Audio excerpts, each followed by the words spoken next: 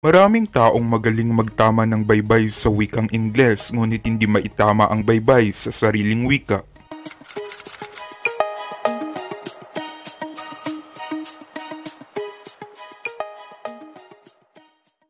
Ngayon, ang ating tatalakayin ay kailan ba ginagamit ang gitling. Marami akong nababasa ng mga captions sa Facebook, sa YouTube, or even sa Instagram na hindi alam kung ano ba ang tuntunin sa paggamit ng gitling. Maswerte ka dahil pinindot mo ang video na ito dahil malalaman mo kung paano nga ba ang tamang paggamit ng gitling. Una, ginagamit ang gitling kapag ang salita ay inuulit. Ano nga ba yung mga halimbawa natin? Halimbawa dito, taon-taon, araw-araw. Nakita natin ang salitang ugat dito ay taon at inulit pa natin kaya lalagay natin ang gitling para maging taon-taon. Ang salitang ugat sa pangalawang halimbawa ay araw. Kapag inulit natin, lalagyan natin ng gitling. Araw-araw. Pangalawang tuntunin kapag ang unlapi ay nagtatapos sa katinig at ang salitang ugat na nilalapian ay nagsisimula sa patinig. Para sa ating mga halimbawa, una, pang-ako. Nakita natin na ang panlapi na pang ay nagtatapos sa katinig na G, samantalang salitang ugat na ako ay nagsisimula sa patinig na A. Pangalawa naman ay mag-isa. Nagsisimula ito yung salitang ugat sa leterang E, samantala yung panlapi ay nagtatapos sa leterang G. Hindi natin to maaaring ipagsama dahil magkakaroon to ng ibang kahulugan. Katulad nito, magiging yung pang-ako, magiging pangako. Yung mag-isa, magiging mag-isa. Kaya importante yung paglalagay ng gitling na hindi dapat maging isa yung pagbigkas sa kanila dahil mag-iiba yung kahulugan ng isang salita. Marami dito nagkakamali. Marami ako nakikita sa mga captions sa Facebook, sa YouTube. Ngunit kung ang salitang ugat ay nagsisimula sa katinig, halimbawa nito, luto, at nagtatapos din sa katinig, ang ginamit na panlapi, hindi na natin kinakailangan lagyan ng gitling. Katulad nito, magluto, pangsisig, dahil hindi naman magbabago yung kahulugan. Ganoon din yung gagawin natin kapag nagsisimula sa patinig yung salitang ugat at nagtatapos din sa patinig yung ginamit natin panlapi katulad ng ika-4. Hindi naman magbabago yung kahulugan nun. Para sa ikatlong tuntunin, kapag may katagang nawawala sa pagitan ng dalawang salitang pinagsasama. Halimbawa, ang orihinal na parirala ay patay na kuko. Ang patay na kuko, tinanggal ko yung na. Ang ipapalit natin sa na ay yung gitling, kaya magiging patay kuko.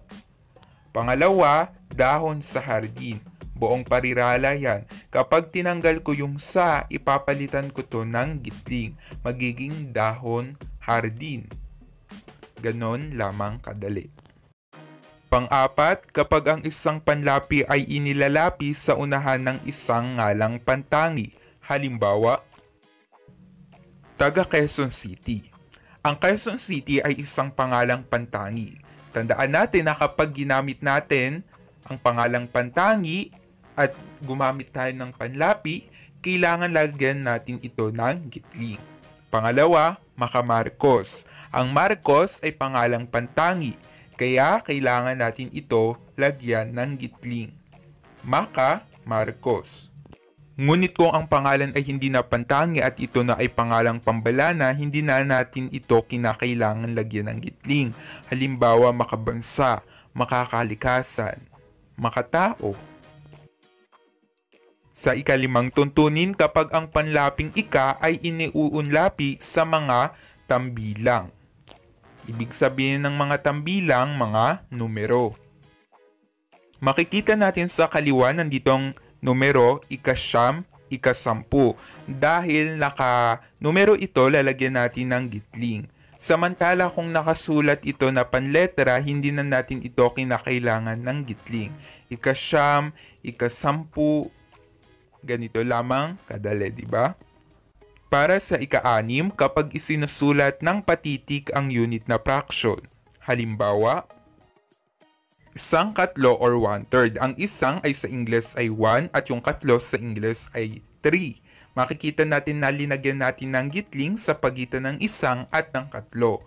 Pangalawang halimbawa, 3 kapat or 3/4, ganun na rin, 3, tapos gitling, kapat. Makikita nyo na merong dash doon sa fraction.